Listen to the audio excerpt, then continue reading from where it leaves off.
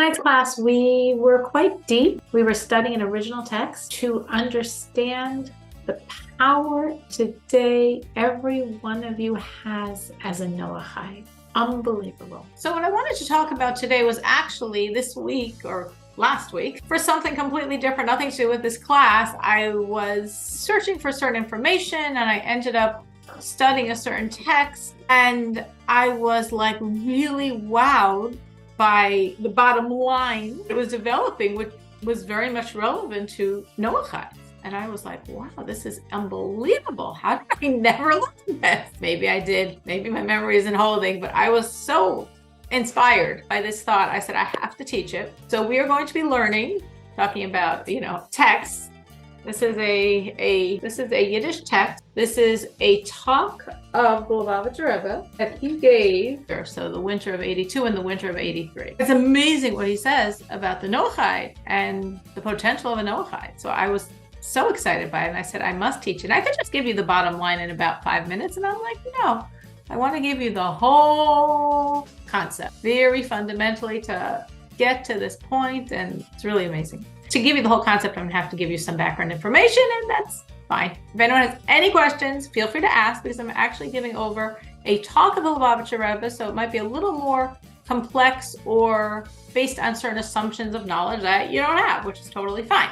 Ask, you can. That's why I'm highlighting the time, because what the Rebbe is saying here is so revolutionary. Maybe already then in the early 80s, things were shifting, including the potential, the ability of the Noahide. So this talk is actually in connection with a very, very significant day in the Chabad Hasidic calendar, the 19th of Kislev. Kislev is in the winter months, generally around December, though of course the Jewish calendar and the Gregorian calendar are not necessarily in perfect sync, but roughly around December time of year. And the 19th of Kislev is it's a Rosh Hashanah.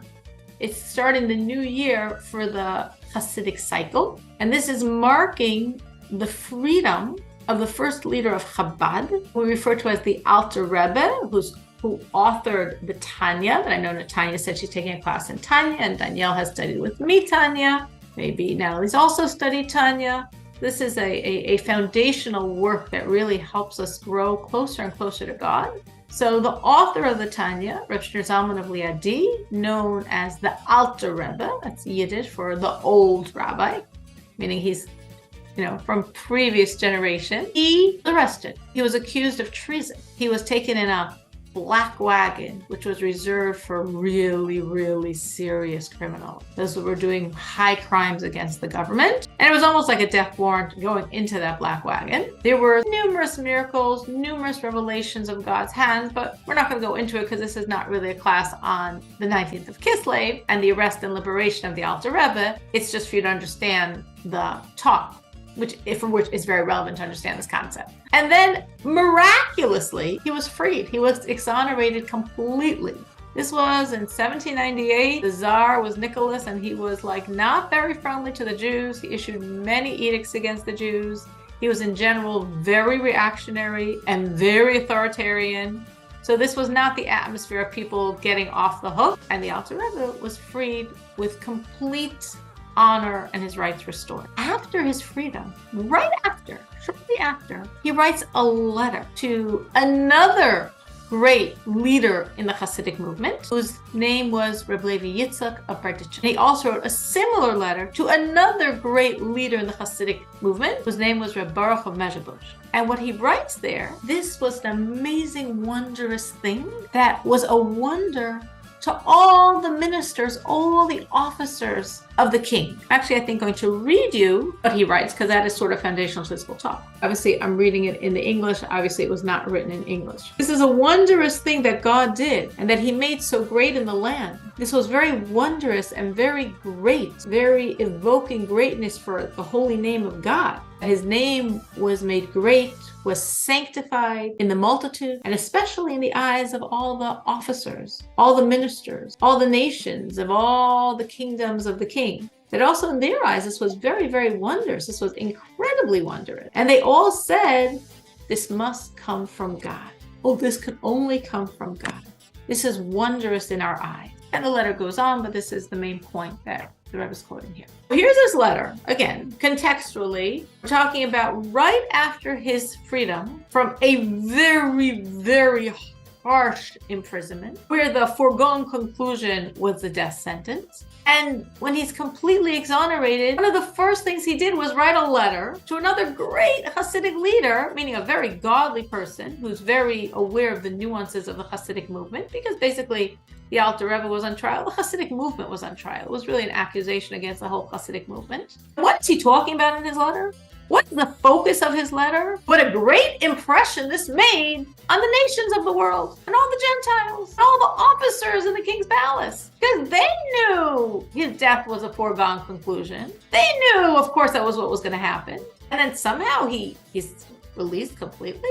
Makes no sense. It's got to be God. God somehow was more powerful than Tsar Nicholas. Makes no sense. Only thing possible. Wow. This was the content of the letter. And this talk is going to try to understand the point the Rebbe is making in this letter. So Dixie, just give me a little background. Why are we discussing this? Because the Rebbe in this talk, which is a talk relating to the 19th of Kislev and the freedom of the Alter Rebbe in 1798, very, very significant date on the Chabad Hasidic calendar, concludes the bottom line of his whole discussion is an amazing understanding of the depth of spiritual possibility of the Noahide.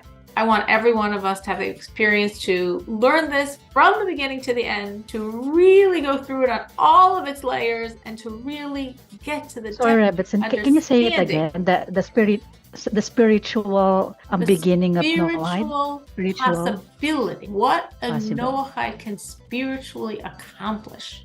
And that is where the Alter Rebbe, where the Rebbe is going, where the Alter Rebbe was going with his letter, and where the Rebbe is going in deciphering for us what the Alter Rebbe meant here. And I'm saying, when I learned this, I was so excited that I was like, I want everyone to learn it, just as I did from the beginning, to really go through it, to get not just, sometimes if we hear something just in sort of a concise way, like the bottom line, it's good, it's easier, it's faster. But when we really learn it from beginning to end fundamentally, we can appreciate it in a deeper way. And since I feel it's so pivotal for Noahide, I wanted you to appreciate it from the source, which means it's going to be a bit of a long journey till we get to the bottom line.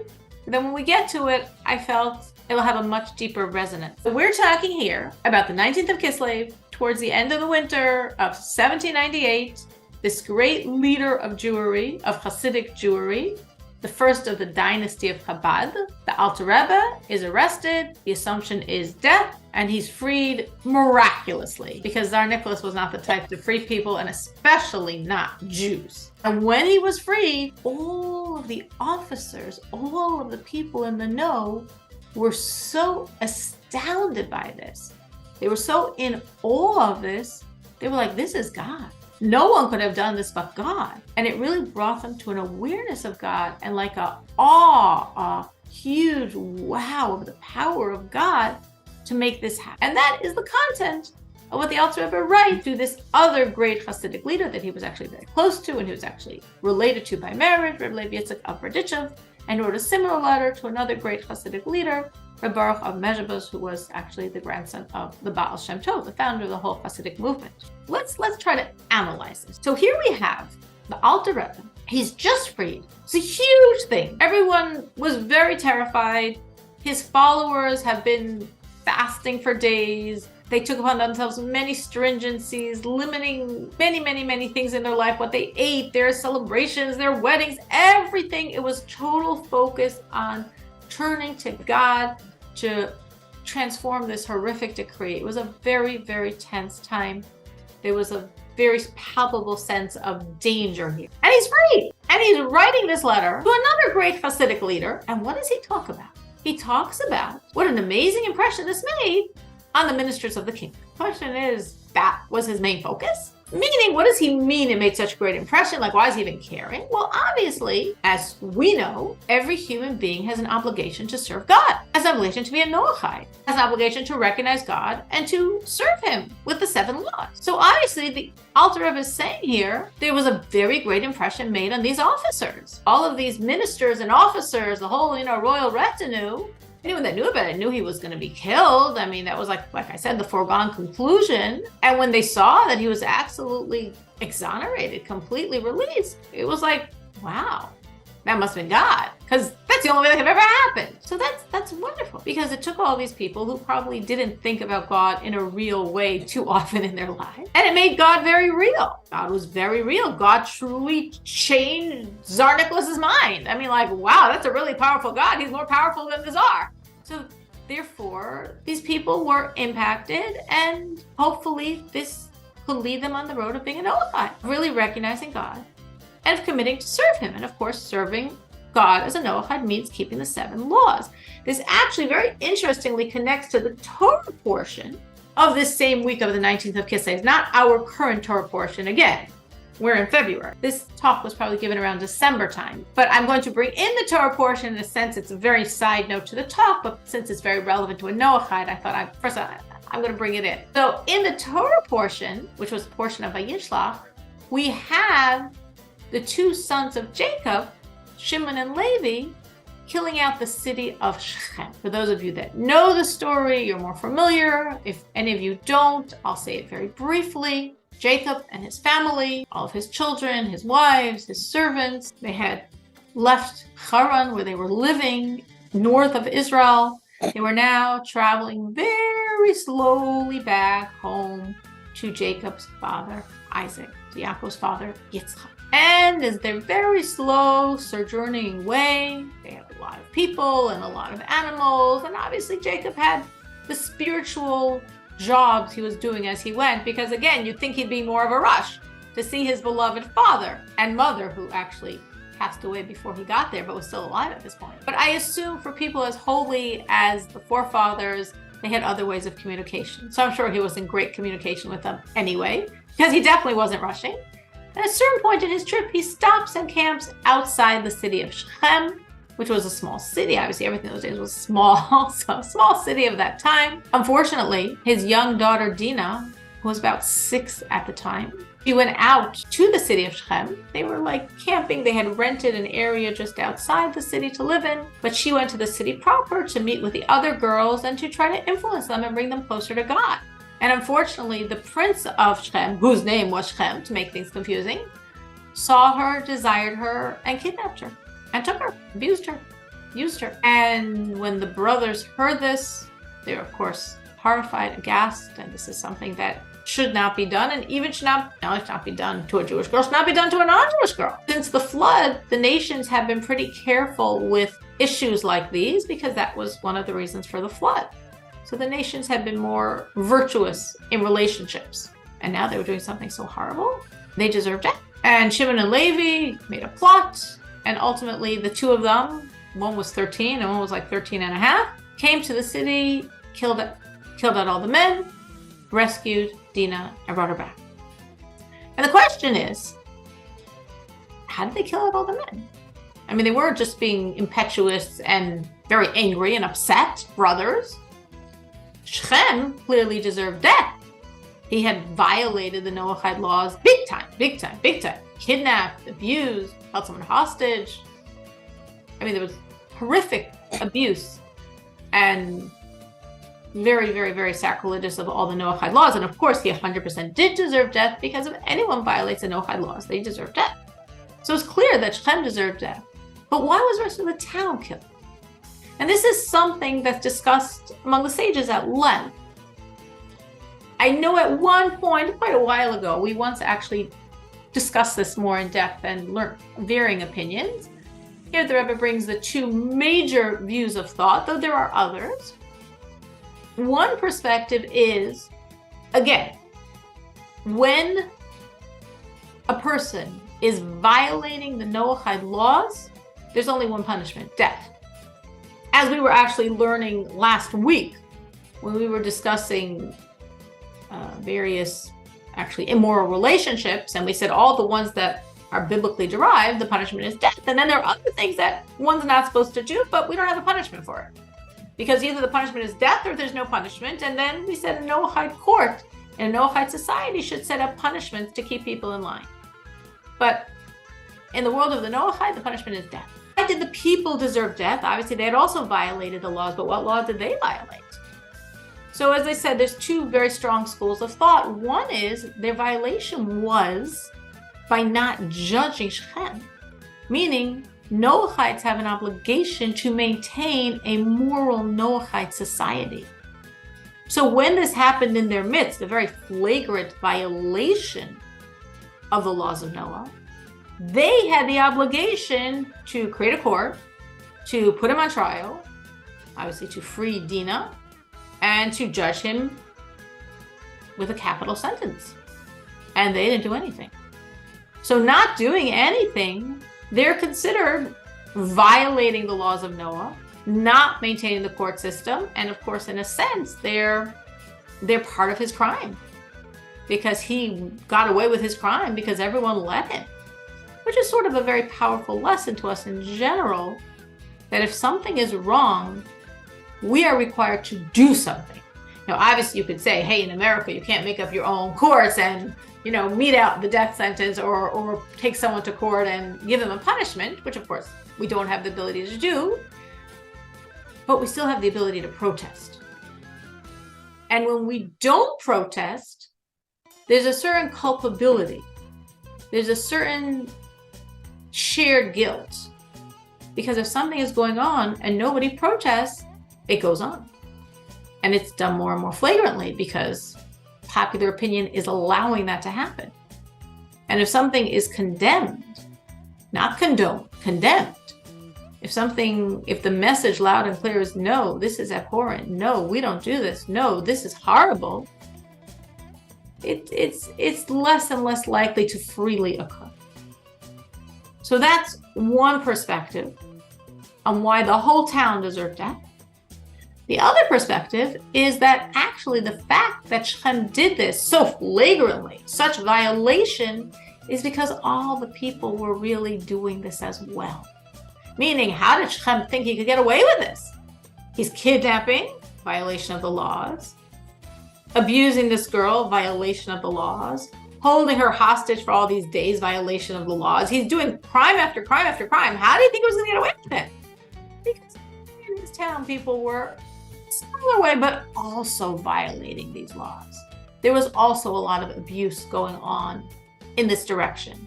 And therefore, since all the townspeople violated these laws, they all deserved death, and therefore they were all killed out.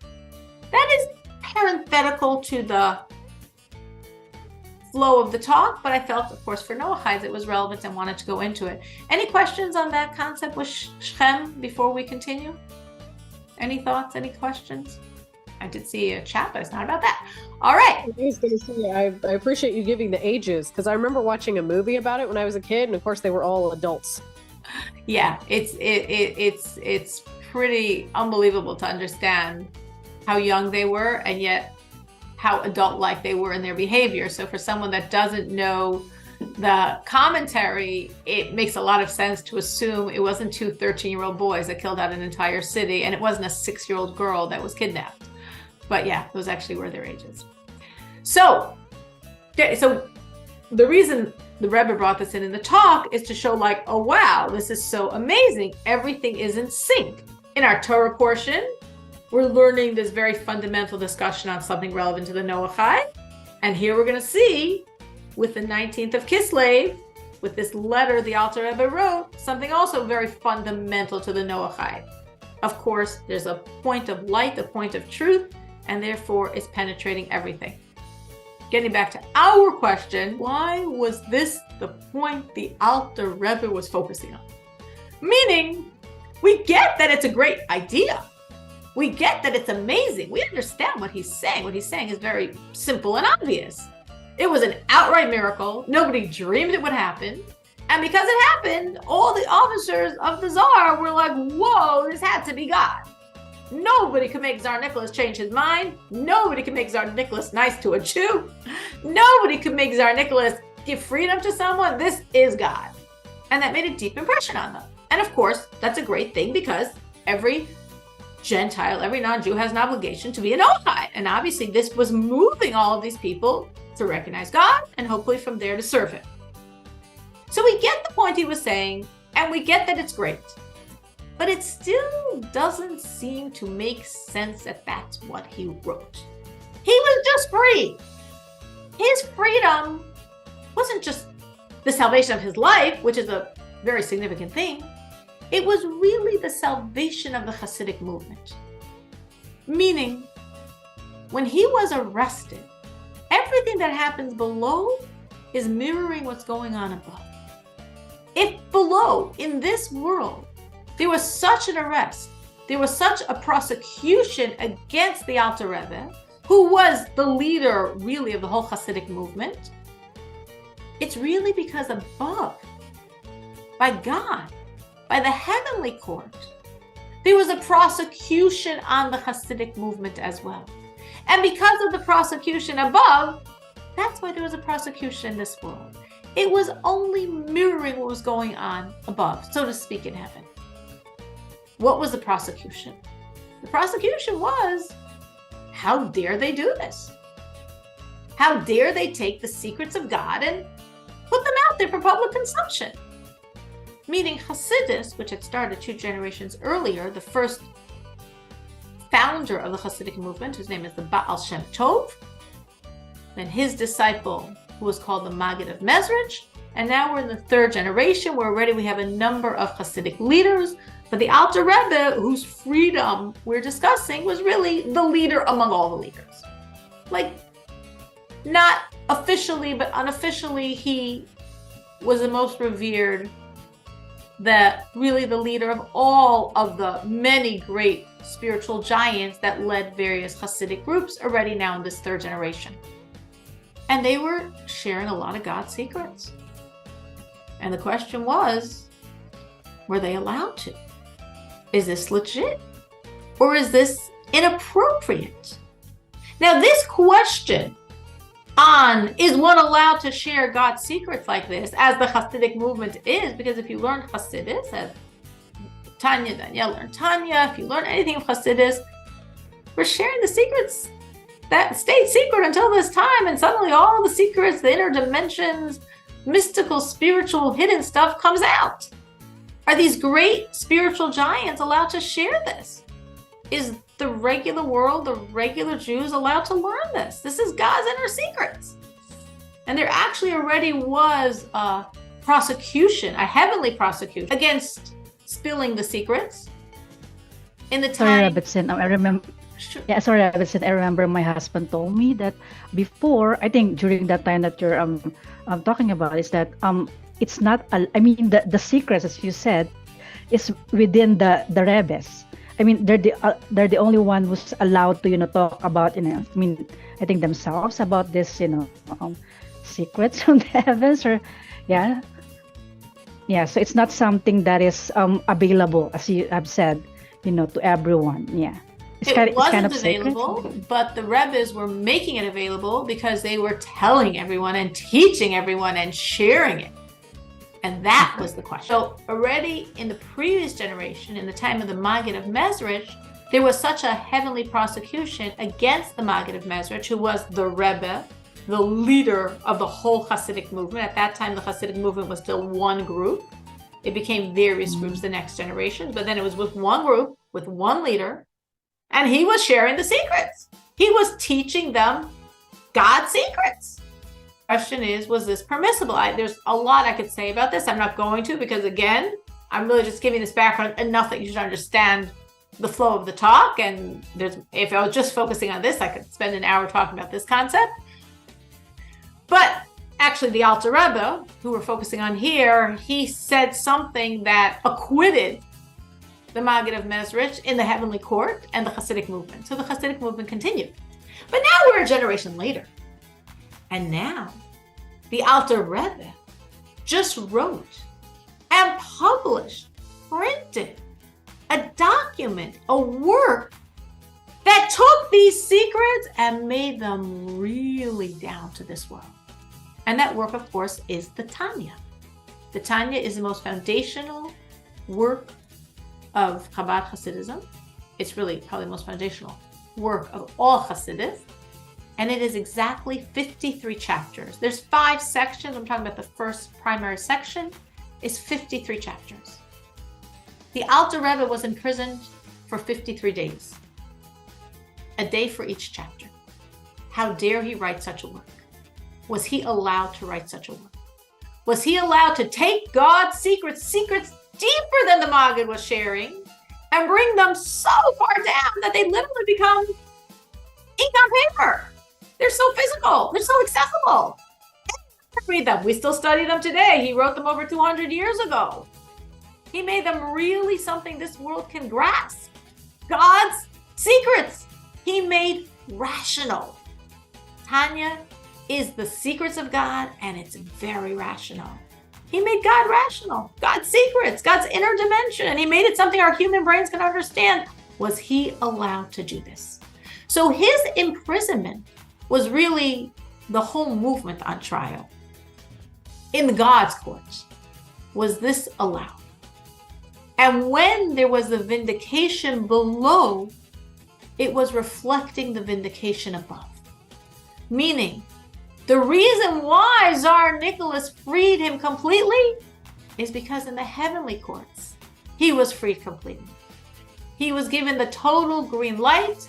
What you're doing is not only acceptable, not only okay, not only fine, it's amazing, and actually go and do more. And after this imprisonment, he actually did more. He even more clearly shared God's secrets than before. So why am I going into this? Because here the Alter Rebbe knows all this. And he knows that this freedom, I mean, it's pretty amazing. His life was saved and his movement can continue. But far deeper than that, Hasidus can continue. The whole Hasidic movement was on trial above by God. And the whole Hasidus was said, yes, this is right. Do it and do it even more. That was the wonder. That was the victory. And in his letter, he's writing about how these officers were so inspired. It's like, what? It's a good thing. And it's a true thing. And it absolutely happened. But it doesn't seem to be the point he should be focusing on. It's like nice. It's a nice detail. But the core is Hasidus was freed. Hasidus was exonerated. Hasidus now has the green light. Hasidus is now going to be even more expressive of God's secrets. That was the victory. He knew this. And who's he writing to? Other great Hasidic leaders, Rabbi Yitzchak Raditcha, Rabbi Mezhebush, great Hasidic leaders that also appreciated that the true victory here, even more than the victory of his life, was a victory of the movement of Hasidus, of this Torah, of God's will and wisdom now able to be spread even more strongly to all the people. So why was he focusing on this detail? Which is a nice detail, which is a good detail, but doesn't seem at all to be the core issue we're discussing. That is the question the Rebbe is raising in this talk. So I had to give you a lot of background so you should understand the question. But that is the question the Rebbe is raising. And taking it a step further to understand this, I'm saying that the Hasidic movement, Hasidus, was really on trial, and Hasidus was vindicated. This is in 1798. If we go back about 50 years to 1746, now 1746 was the first generation of Hasidus. The Alter Rebbe and his contemporaries, Rabbi Yitzchak Raditcha, Rabbi Mezhebush, their generation 3, going to the first generation, when the Rebbe, the leader, was the Baal Shem Tov. So in 1746, on Rosh Hashanah, the first day of the year, the Baal Shem Tov had a very amazing experience. His neshama, his soul, ascended higher and higher and higher in the heavenly spheres until it entered the chamber of Mashiach, of the true Redeemer. There is the Baal Shem Tov as a soul. Obviously, his body is down below a Mezhebush, but his soul is very, very, very high. So high, he's in the chamber of the soul of Mashiach, of the Redeemer. And he asks Mashiach, my master, Mashiach, when are you coming? When are you going to reveal yourself? When is the world going to have redemption? I mean, that's a very appropriate question to ask. I think I'd probably also have that as my A1 question. And Mashiach responded to him, a very unexpected answer, not at all what the Baal Shem Tov was thinking.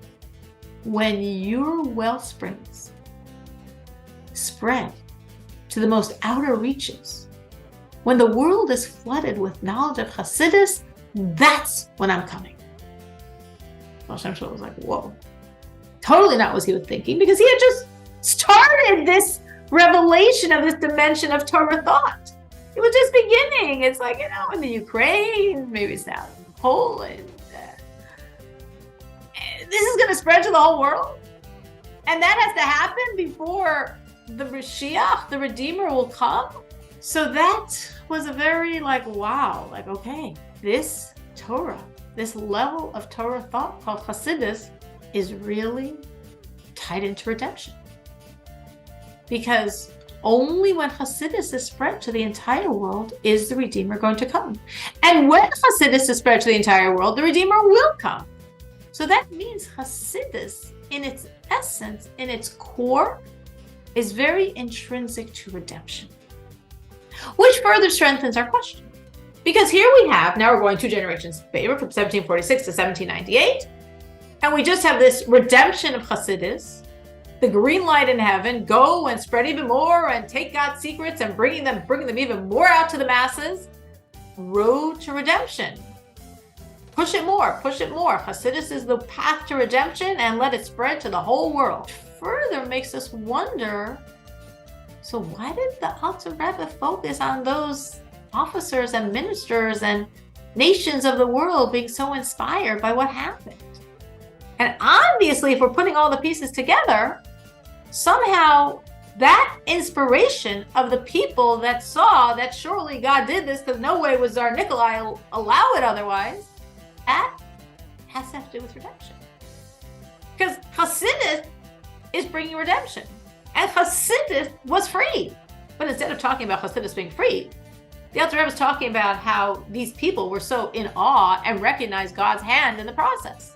He must have been talking about the issue, even though he's focusing on the officers. So somehow those officers and their inspiration and their awareness of God, that's Chassidus' accomplishment. That's the road to redemption. And that's what we want to understand in this talk. I just want to say I'm learning a lot and enjoying this. So Good. Thank you. No questions. Thank you. You're saying yes. Same we here. we are up to learning on this level, and it's good to be stretched this way. Yeah, it's kind of internalizing, all this information at once. Yeah, it's good. Good. I'm so happy. Now we're going to start speaking about the answer. But of course, you can't just give the answer, because if you give the answer without all the backstory, it's hard to really internalize and appreciate the depth of the answer. So we have to give more of a backstory, to give more background, more awareness of the movement in time and how the world is changing, to appreciate the significance of those officers being so wowed by seeing so clearly the hand of God. Left Egypt, it was about 1312 BCE, 3,300 some years ago.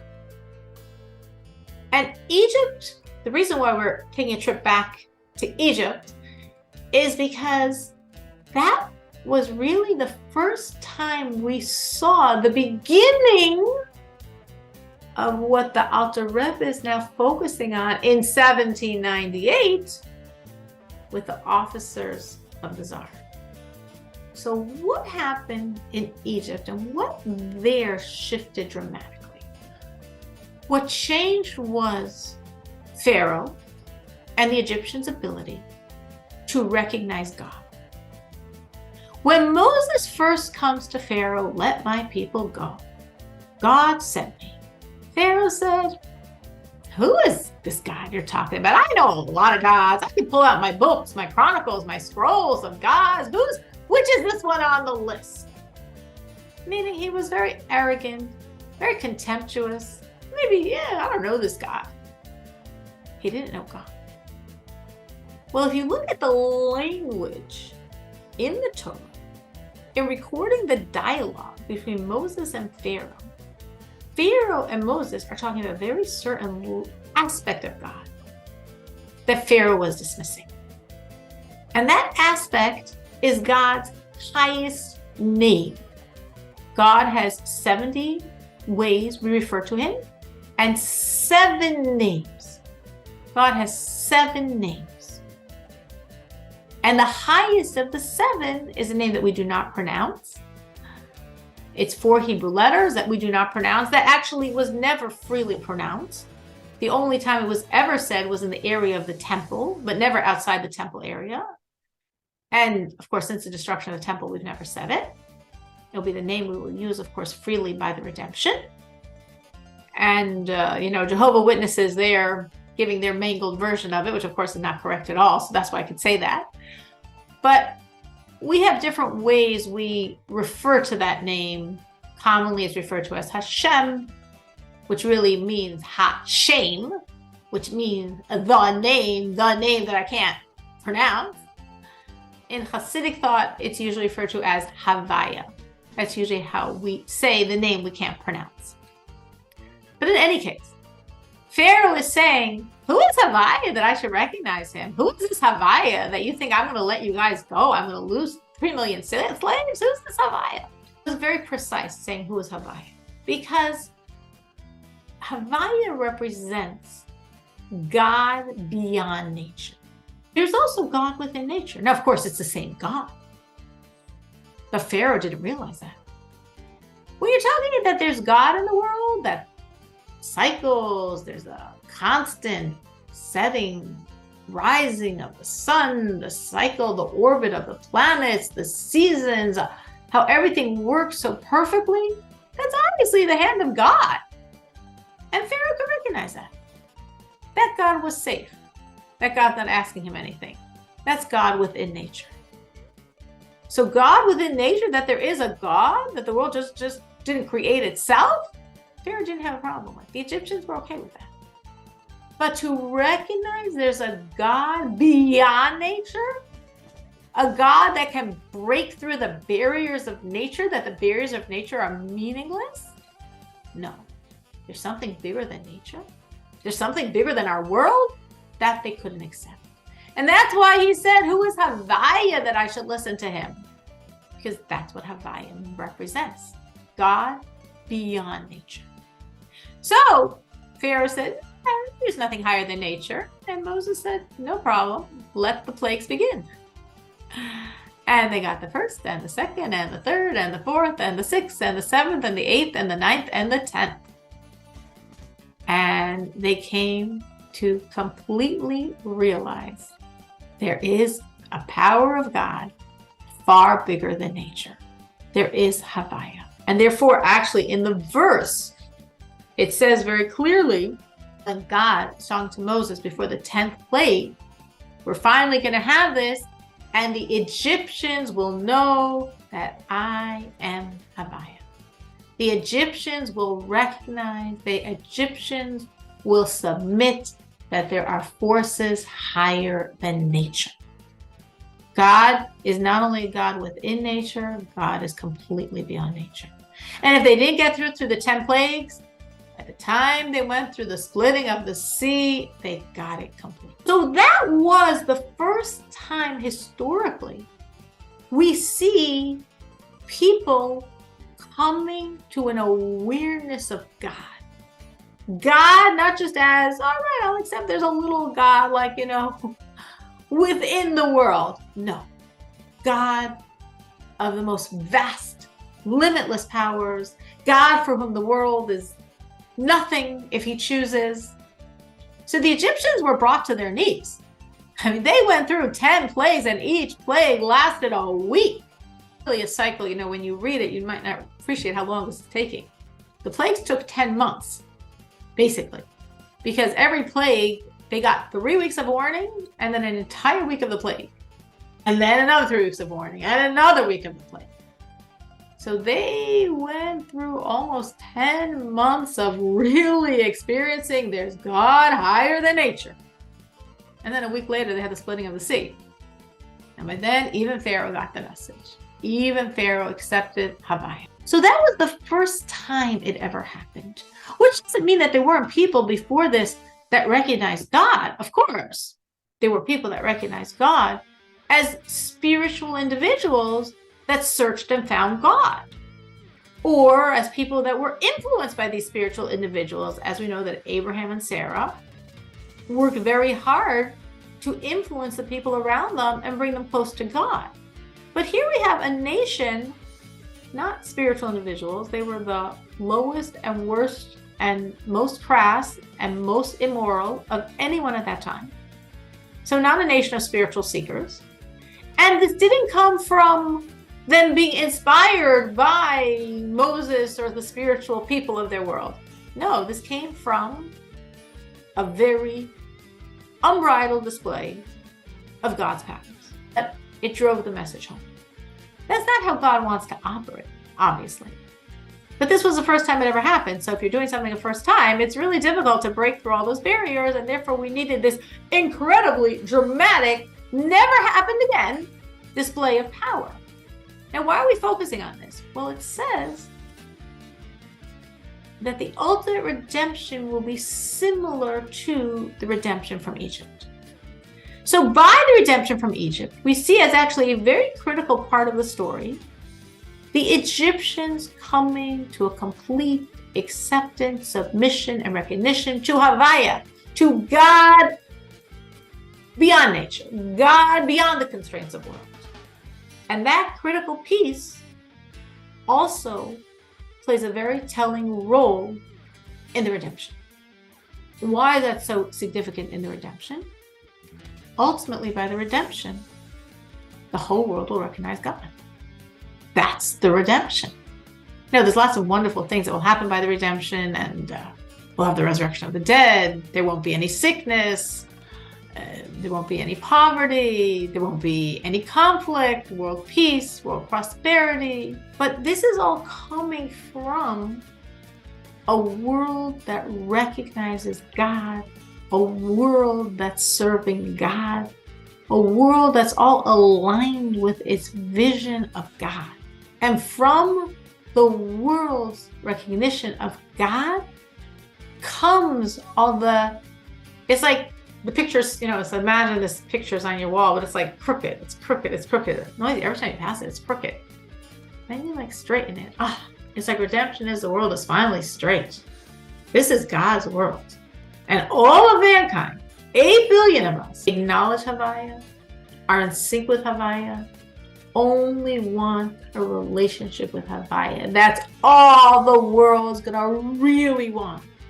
The entire world will be spiritual seekers of God. The whole world will take turns streaming to Jerusalem to study Torah from the source, to get closer and closer and closer to God. It's even more than that. To find out what the even more than that is, that we are going to continue and conclude this discussion next week. Anyone have any questions or thoughts on anything so far? Wow, a cliffhanger. Yes. My mind is blown. I'm not going to pretend I timed it that way because I'm not so, And it's funny because I was just thinking, I can't believe it's 9:30. And I'm not so scripted, but I'm like, okay, I can't start it now because it's going to take too long. So yes, let's leave it as a cliffhanger. Yeah, you've got me on the edge of my seat. Good. Yeah, me too, definitely. Come on time, we will start, we will finish.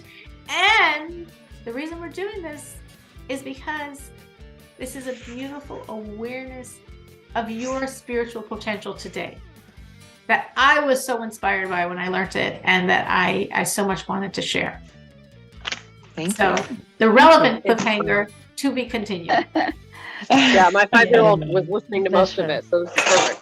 Great. That's what we want. We want our children to be saturated before they consciously can understand. They can be surrounded and saturated by godliness. That's the best. There's a very famous sage that his mother would take him when he was a baby to the study hall. Literally a baby in a, whatever was the crib of those days, a basket, I guess. And she would just be in the study hall, a baby. And he credits that to all of his later greatness in Torah. So wonderful. You're doing good. That's exactly what we want our children to be surrounded by.